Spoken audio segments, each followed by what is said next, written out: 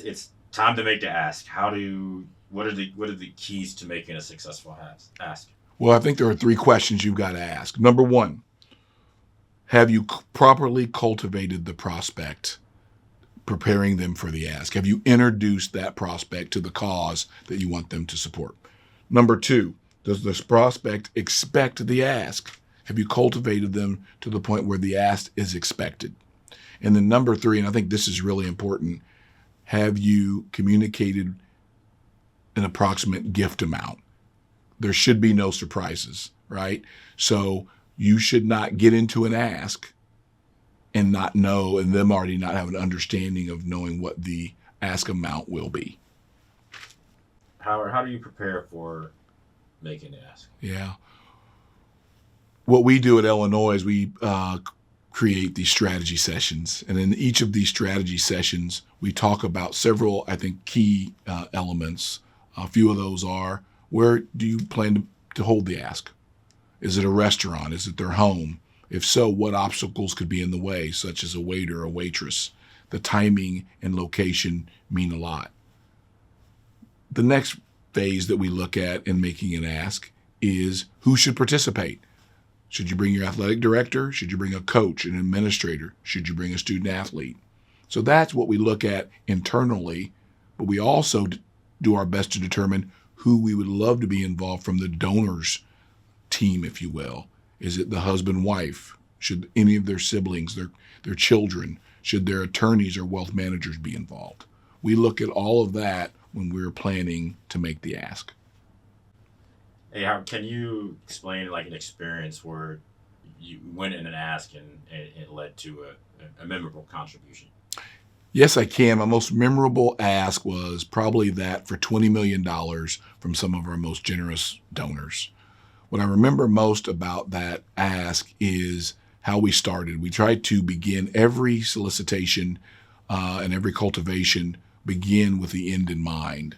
So from the very beginning, we have this phrase that we don't like to hide the ball. So we were, when I say we, my athletic director and I, were pretty transparent with these donors on what we intended to do in time.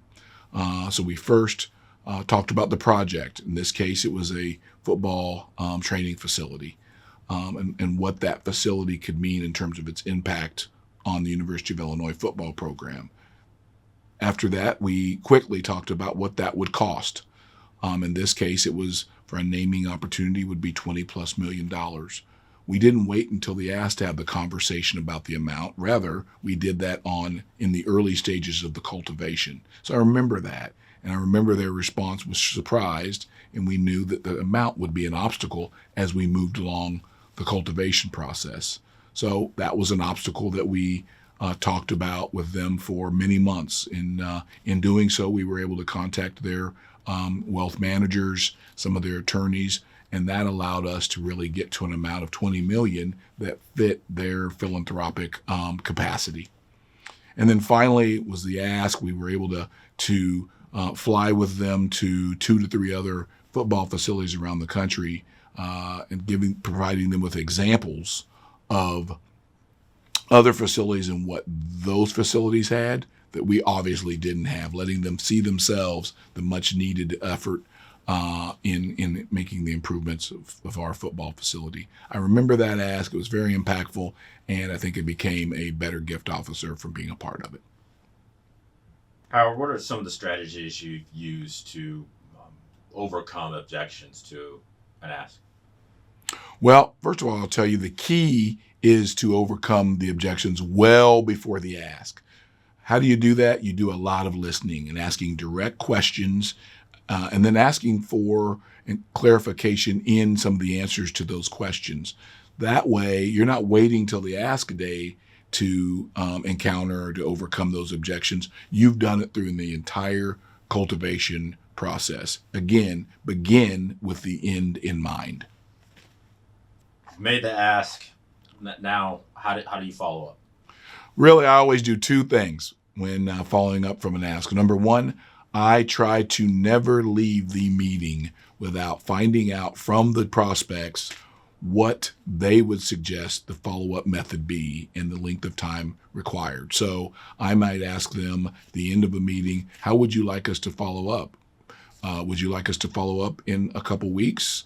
Is there a date that we should get back together? Those kind of leading questions help to bring some closure to the meeting, number one, that also give you action items for how to really complete the final steps of the solicitation.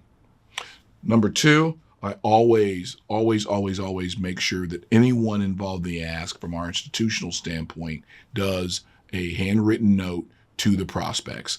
And not just the folks we were asking from, but anyone involved on their side of the table with the ask. So a separate note to a prospect's husband or wife, a separate note to a prospect's legal team or wealth management team, family, friends, anyone involved should hear from us thanking them for their gift consideration.